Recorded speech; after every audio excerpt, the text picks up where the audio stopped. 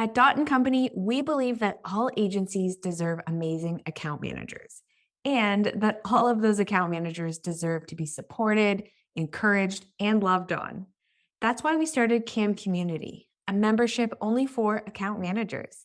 And inside, you'll gain access to the exact training we use to train our own client-facing account managers, but also access to all of our SOPs, processes, and live trainings on a variety of topics. If you're an account manager, this is the place you've been waiting for. Learn more at dotandcompany.co/CAM community. Today on the Happy Clients podcast, we're chatting with Sarah Duran about mapping out businesses. So I'm so excited to chat with you today, Sarah. We're more than well aware that every business should be mapped properly, but getting there can certainly be tricky. Welcome to the Happy Clients podcast, brought to you by Dot & Company. Whether you're a virtual assistant, an agency owner, or a client-facing account manager, we all deal with clients. Lucky for you, client management is what we do best. Now, let's dig in, chat cam life, and have some fun along the way. Cheers to happy clients. So I'm ready to dive in. I know the listeners are excited. Sarah, welcome to the Happy Clients podcast. Thanks so much for having me. I'm so excited. So today we're going to kind of dive in. I know you have a lot of clients and you're the one mapping out their business, which seems like a really intense job. So why don't we kind of start there, Sarah? Tell me a little bit about your business, how you got here, and why everybody needs to map their business. Loaded question, I know. Loaded question. Let's see, it has been about 8 years since I started my business. I started out and still do a lot of freelance project management and project strategy for people. And so that's kind of the hat I wear as a freelancer in my one-on-one work with clients. Over the last several years, I've also shifted to being able to offer a different level of support specifically for freelancers, consultants, solopreneurs around just taking everything I've learned from building my consulting and freelancing business and helping other people build better solopreneur micro businesses. There's not a perfect term.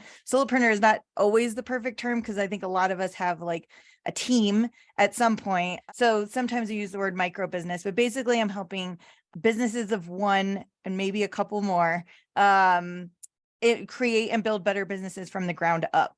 And so when you think about mapping out your business, the approach that and this is a trial and error approach. This is not how I started my business. I don't think this is how most people start, but it's kind of what I've learned over my trajectory as an entrepreneur and then sort of perfected through my work, my coaching work with my own clients, is being able to start your business or reinvent your business by thinking about truly the foundations of you as an individual. And I think when you're a solopreneur, a micro business with a super small team, maybe just a team of contractors, you have this really unique ability to have a business that is very reflective of not just you and your personal brand, but also what you want to get out of your life. And so what I do with my clients and with the solopreneurs that I work with is we really start off by thinking about who you are, why you do what you do, and what you want to get out of your business, and then building the structures and the systems and the business model and the products and the services and everything on that foundation. And like I said, that's not how I started. I think I started most people start, where you're I have this skill set and I'm going to offer it to people. Maybe some of us have start where you're offering it to a specific audience, but not always. And then you sort of organically build systems and structures and business model and processes around that.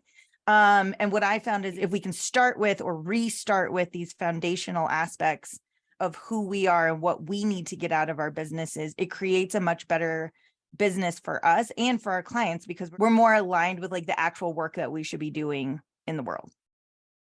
Yeah, I really love that I can just see this happen in the world that we're in, the marketing world, the digital marketing, especially people are having the ideas. We're going to get an agency. We're going to niche down in this. This is going to be our offer, and kind of coming with this really large goal, this really large sort of vision. And I'm sure, you're well aware of visionary versus implementer and all that good stuff.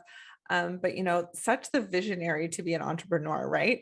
So people are coming to you, they have these big ideas, you're kind of breaking them down. Like, how do people get back to the basis? You have this goal, you want to do this, you have this big sort of bubble here of, tackling it all, but getting back to that sort of foundation, even of yourself, which I love, because that's how you're going to be tapped into the business. I love that.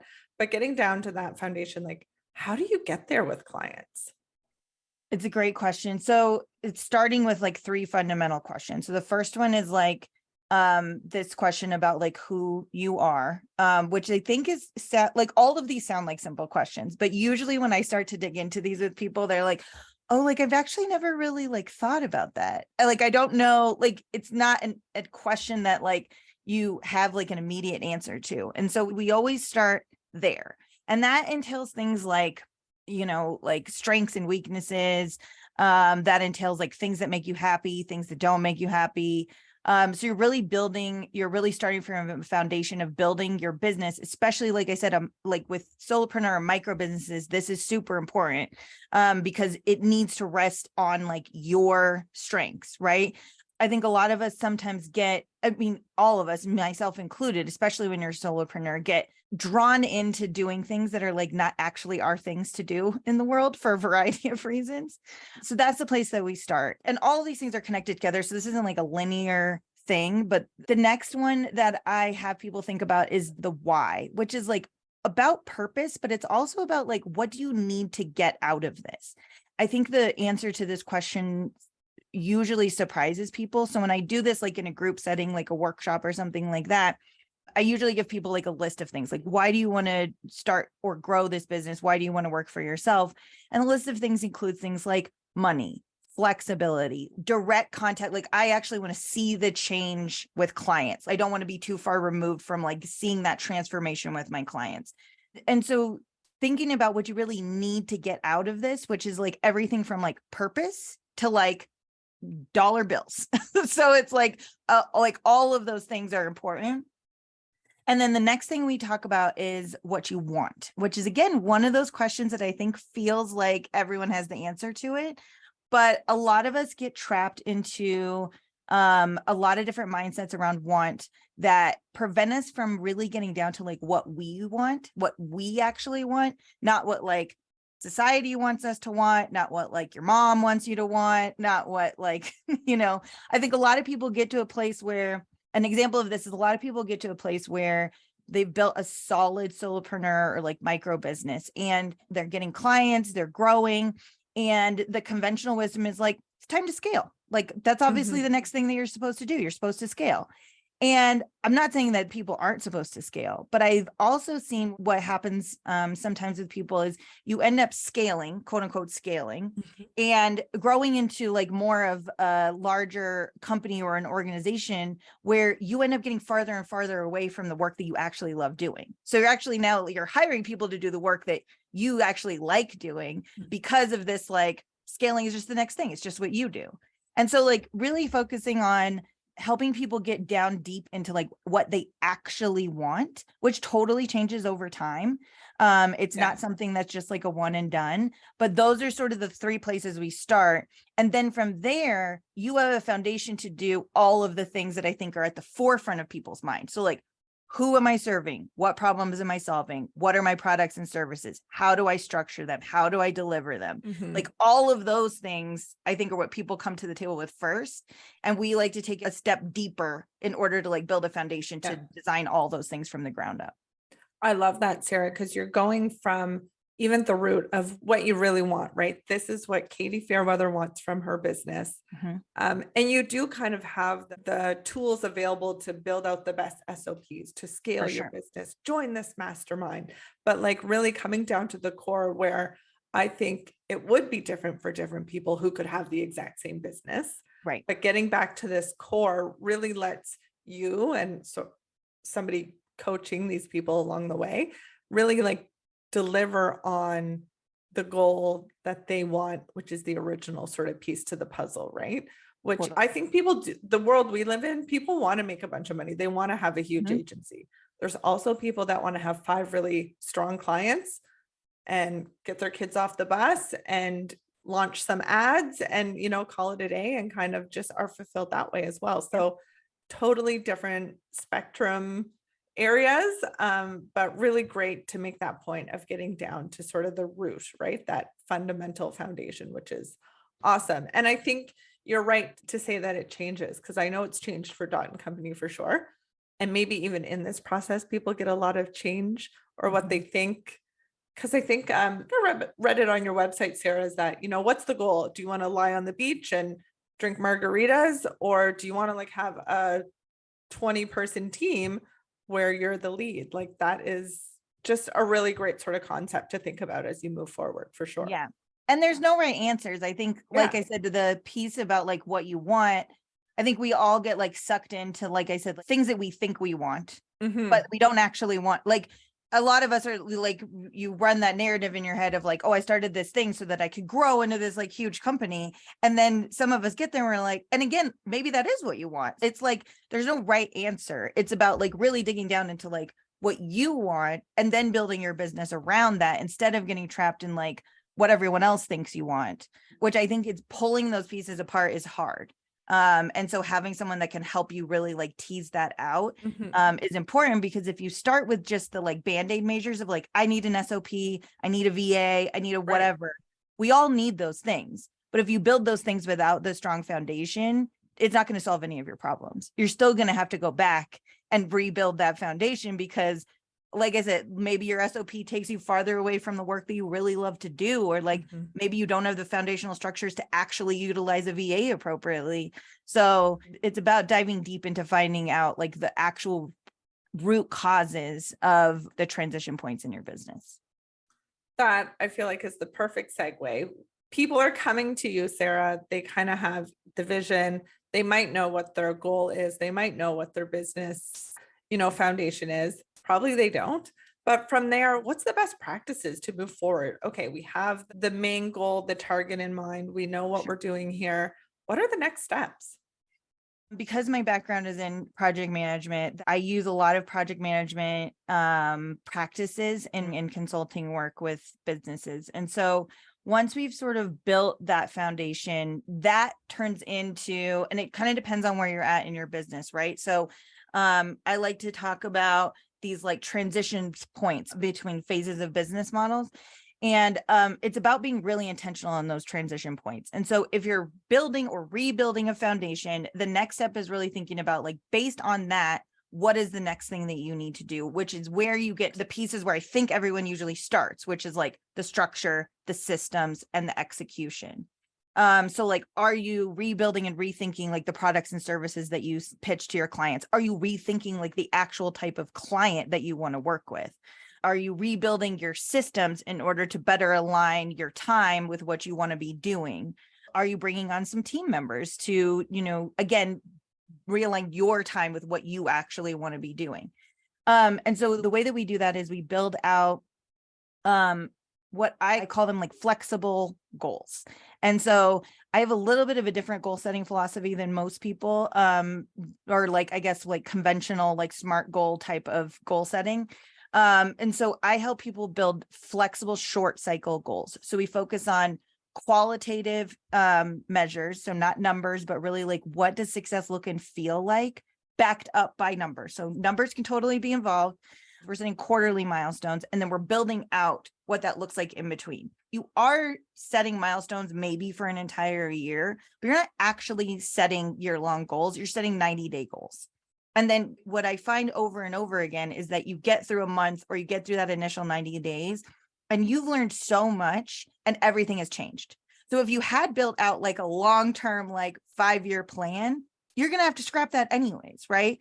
Helping people think about ways to create these long and short-term flexible goals, and then have really tight implementation rituals so that people have the support they need to help move them forward, whether that looks like a reoccurring like coaching engagement, or just like helping people set up like, what am I doing every day, every week, and every month, where I'm like constantly checking in and adjusting things as they change and as the context changes around them. I kind of have both ends of the, like my husband has a landscaping business, which is very different than the online remote world, right? Like he's building a team, he has all laborers and, that's very different, but like so applicable to kind of both businesses too, right? And the keeping in mind the goal, and I love that idea of flexibility because I think we do get tied up in those numbers like, oh, let's get here, we're moving up here, we're moving down here, move this around and whatever you can do, but being flexible on the goals, but getting to that core foundation and delivering on that, like so special to even think like that and not be so kind of, I guess, rigid about following a certain path. That's probably like a key lesson here in the people you work with, right, Sarah? Totally. I like to think about it like tight and loose. And so almost all of the best things that have happened to me in my life, I never saw coming. And if I had been following like this, like very stringent, like I am following this plan to get to this goal, Right. like these numbers, I would have never seen, none of those things would have ever happened. And so being able to like be open to new opportunities, new ideas, and not so like just like focused on like, I'm going to achieve this one thing in 5 years, no matter what, or a year or whatever it is. It just allows you to be more open to possibility and opportunity, and sort of, like I said, incorporate those things into your plan as you go. And like really understanding the industry too. For digital marketing, that is an industry that is changing all the time. There's no way Right. should anybody come with a 5-year plan. That would be, probably comical at this point. Totally. So even understanding that industry too, which kind of even lends to the bigger goals, right? Like nothing will be the same as it was yesterday. I would say, I'm sure there's other industries out there. The one I know is digital marketing, and it changes by the day. So I can really appreciate that sort of flexibility mindset too. It's a really special thought process because it really allows you to achieve the goals, but in a like pretty organic way, like a very achievable and real way. So people are coming to you, Sarah, you're mapping out their business. I just have a question kind of, just for my own knowledge, like how long is that process? Like what are people looking at when they're really diving in and digging into mapping out their business? I guess kind of depends on when they come to you, right? It does. So it does depend. And there is like a process that I use that has at least like some types of timeframes that are like the same for everyone. So when people start working with me, what we start off with is an 8-week design sprint. And so that's a process of really diving deep into both the person and their business, figuring out where they're at, figuring out where they want to be, figuring out like what are the barriers and how to close the gap between those two things. That's like a series of exercises, coaching calls, and at the end of that 8-week design sprint, you have like basically a year-long plan with the milestones. So we talked about like quarterly milestones. And from there, that's where like the implementation of that is different for everyone, because it kind of depends on like I mostly focus my practice on what I call solopreneurs who are like at a crossroads in their business. And so either you're at a crossroads where you're like, I'm growing and I don't know what to do next, or I've grown and like been there, done that, and like I'm ready to do something new. And so those are kind of like two key transition points that I focus on a lot with people. And those 2 points have very different action items, right? And so if you're like, okay, I need to redesign and revamp like a bunch of systems, or I need to think about like bringing on a few team members, or I need to think about like, I'm going to offer a completely different set of products and services to my clients. All of those come with like different action steps, right? And so the initial process does have like a pretty discrete time frame, and then the implementation after that sort of depends on the person and the business. And I also think like part of what I work with people to do is not just like get them through that like first crossroads, but to know that like as an entrepreneur, like it's just going to be crossroads after crossroads, right? Like that's the beauty of it, is you get to just like redesign, reinvent, rebuild your business whenever you want, to readjust to like your personal context. And so it's about giving people the tools to be able to reinvent themselves over and over again as many times as they need to. Just kind of on a different scale, but we're hiring here at Dot & Company. Like we're always looking for these really great people to join the team as client account managers. But that sort of ability to pivot is so necessary in this world because it's kind of waterfalled in from the agency owner who's running their business. And then the team kind of is just prepared to move with them. So I think that's a really strong point, especially again, in this industry that we're talking about, digital marketing, being able to pivot, come to a crossroads, get over it, be educated enough in the world, in the industry, in your business to like pivot and make really strong decisions quickly and at the kind of same momentum, right? Yep, absolutely. Yeah. And I think there's like something there too that I just want to call out, that when there's totally like a spectrum, right? From like legit like solopreneur, like you work by yourself. And then like there's a spectrum all the way up to like a, a much larger company and like levels there in between. But like I do think that math changes a little bit when you have a team under you. You always want to be able to like pivot and do what's best for your business, because that is what's going to be best for your team too. But I do think that the decision making there changes a little bit when you have a team under you, because then you're also responsible for like the livelihoods of other people, right? And so while your business still needs to be like aligned to like who you are and what your strengths are, like et cetera, all of those things, it's just that like you're not pivoting on a dime and like deciding to do something completely different has completely different implications when you have a team under you. It's not that you can't do that effectively, but it's just something to call out, because I think it's a very different way to think about it, depending on the structure of your company. Yeah. And I think that even, and correct me if I'm wrong, Sarah, you're the genius here, but maybe that even goes back to the original sort of, first point you made here is like, what is the goal that you want? Do you want to have a team? Because that's how you have to react. That's how you have to think. Yeah. If you want a big business, you have to have the team. So yeah, it, really kind of validates what you originally said. Like, what do you want from your business? So we've kind of talked about how, you're helping people, you're mapping out their business, really allowing people to be super productive, get what they want. What has been like your biggest success story, Sarah? Oh, that's such a great question. I mean, I think that it really is like those two sort of like transition points that I talked about. So I can think of like clients that I've worked with that come to me and they're like, my structures and systems, like what got me here isn't going to get me there. So like I started off as like a singular consultant or freelancer, and now I'm getting so much work that you wake up one day and you're like, oh no, like this isn't working anymore.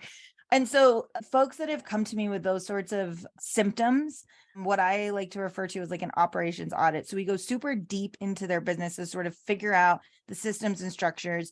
We always get down to like that fundamental piece that I told you in the beginning about like the who, the why, and the want. But from there, you're really like sort of revamping like structural systems, and sometimes revamping a business model to better align with like a client load that is bigger. And also sometimes bringing on team members and thinking really intentionally about that. And in that instance, I think the success story is like, I've helped people and like I've guided people to do it for themselves, where like they have restructured their business so that it can go into the next phase. And they're going more from like a solopreneur into like more of a micro business. Or in the case of lots of folks in your audience, I think thinking about like an agency model, thinking about like, how do I replicate my expertise so that I'm not always the implementer, or I'm not the implementer at all, which again, I think it needs to be like a super conscious decision. And then the other piece is, I think, success story is that sort of client that I work with. I've checked all the boxes. Like on paper, there's nothing wrong with my business. Like I'm making great money. Like I'm at the top of my game.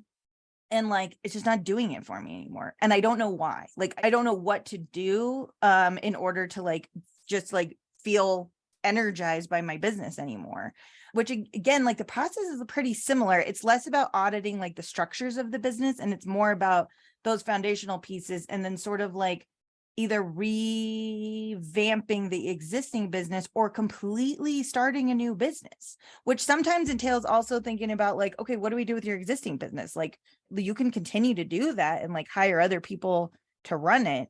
So I would say those are like the two, obviously without like naming specific names, but I could think of two specific clients in my mind where I'm like, that's the like successful transition. And I think it also is, I'm thinking about the mindset too. Like you Totally. have to be open to this. Like it has to be something that I'm the first one to admit that I can be stubborn and like think maybe my way is the best way. I don't always think that, but I'm sure a lot of sort of these entrepreneurs definitely do. So even being open to the whole sort of concept that you have in your brain, that Mhm. might be rearranged. Yeah. And like leaning in, like how great is that? Those are the clients that you see success with, I can imagine, where they're kind of really open to the process, even though it's completely different than what they may have set out to do, right? Yeah. And Yeah. job done, right? Great job, Sarah. Yeah. I mean, I'm just the guide, right? Like it's just about like helping people connect the dots for themselves. Like it's all in them. It's just about like drawing it out, getting a little bit of clarity and like connecting those dots. Mhm. But yeah, I think it is for sure, I think a mindset shift too of like, Mhm. it's different from like I go to a company, I work there for 30 years and then I retire with Yeah. a pension, right? Like I think there's like a fundamental mindset shift that younger generations have about like, I stay at a company until I'm not getting what I need at that company, Yep. right? And Yeah. when you're an entrepreneur, I think you can still fall into that mindset where you're like, I set out to build the business, I built the business, now the business is built, now I just stay in the business, right? Mhm. Instead of being like, it's sort of more like permission giving, like, Right. hey, I give you permission to like completely do something different, Yeah. even if what you're doing is like great and wonderful and like Mhm. pays the bills, but I give you permission to like dream bigger. Yeah. So I was actually going to ask, like, we love a pro tip here at Dot and Company, but I actually think that's a pretty good pro tip. But sort of the secret sauce, the secret that makes people successful. What could be like a pro tip from your side, Sarah? I would say never set a goal farther than 6 months in advance. Love I that. would say that's my pro tip. Yeah. I love that. Just think of, even if you think of the last 6 months, like in reality, plus, I mean, we're just out of this like very strange 3-year COVID Yep. period. So planning so far in advance could definitely be tricky. Yeah. Sarah, I have learned so much today. This is great. I feel like my mindset has already begun shifting. I'm thinking about things differently, but if people want more, Sarah, they want to learn more about what you do, where can people find you?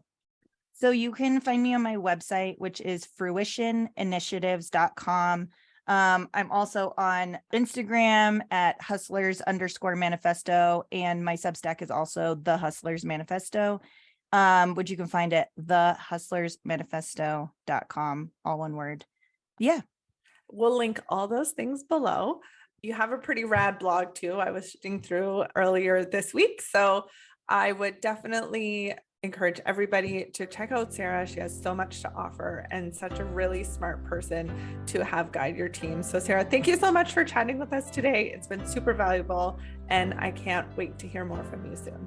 Thanks so much for having me. Cheers to happy clients.